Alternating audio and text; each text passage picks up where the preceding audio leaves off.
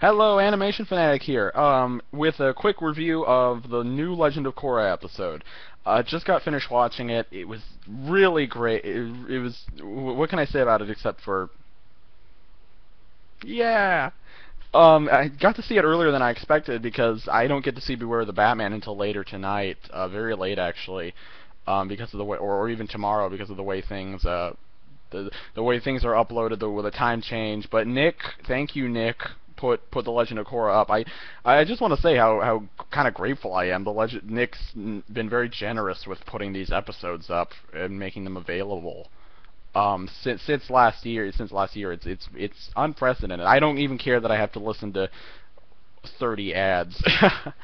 It's still pretty cool. But anyway, ads aside, this episode was very good. There was very little action in this actually, but the action was pretty cool, but not the best.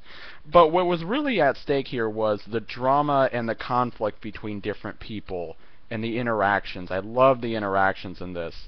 Um, if there was a main villain, you could say it might have been Korra's uncle, although I don't know if he's going to be the main villain for the whole show. The whole show doesn't seem to have a main villain yet. It's got a Tarlock, so to speak, a sympathetic villain, a person who you can't trust exactly. But it doesn't have, like, unlike the other show, which started out with a main villain. I don't know if maybe the main villain's going to be the spirit world or somebody else, but we'll see. We still got episodes to go. But basically, the Northern Water Tribe has come down to help protect the Southern Water Tribe, so they say, and Korra's uncle tells her that she's got to open another spiritual door in the north, otherwise the spirits will come out and there will be a war between man and spirit. There's also, yeah, but the Southern Water Tribe isn't too happy about the Northerners coming down, and this leads to a lot of conflict between the two of them, which has apparently been brewing for years. Add into this that Tenzin is trying to enjoy his vacation, but is busy looking for his daughter along with his siblings, and we find out that they don't get along quite so great.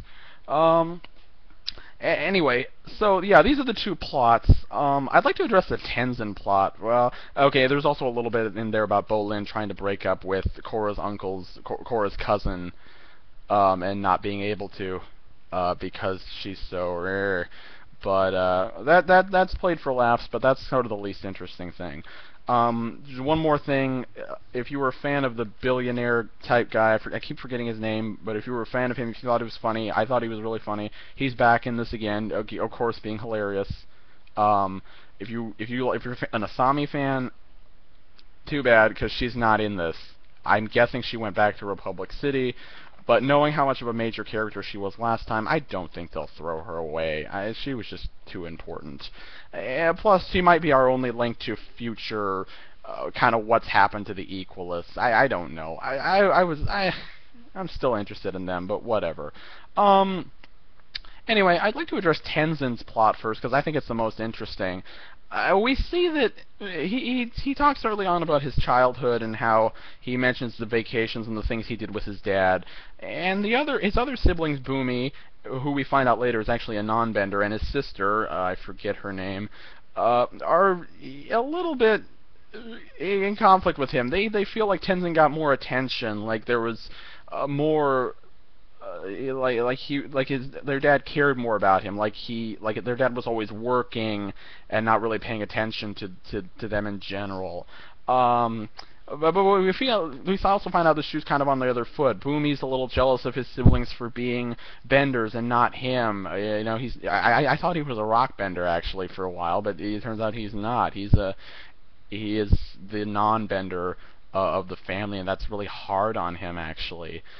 We find out their sister is kind of a little resentful that she had to sort of pack up her life and go live with her mom, or live near her mom after Aang died. We also find out that Tenzin thinks that that none of them are responsible, that they're always acting like kids, and it's really interesting to see the interactions between them and to see this conflict, this familial conflict that plays out here. I really enjoyed that, and I thought that was done very well in this episode. Korra's storyline was a little less interesting, just by comparison, but it was still pretty good. I think she's trying to keep the peace. She's trying to do her best to be a good avatar and fulfill the avatar's role. But as she says at the beginning, she starts fights. She doesn't stop them. And she's also got conflict with her mother and father for trying to hide, this whole thing about him getting banished, being the biggest loser, you could almost say, and just trying to deal with herself trying to be the avatar and trying to fulfill this role. And she feels like her uncle understands her and that her parents don't. Later on, we get a potential rebellion. Some people try to kidnap or kill or something. I don't know why they didn't just kill him, but they're kidnapping him, I guess. Led by the millionaire guy. I wonder how that's going to affect Asami, actually, since she was depending on that contract with him.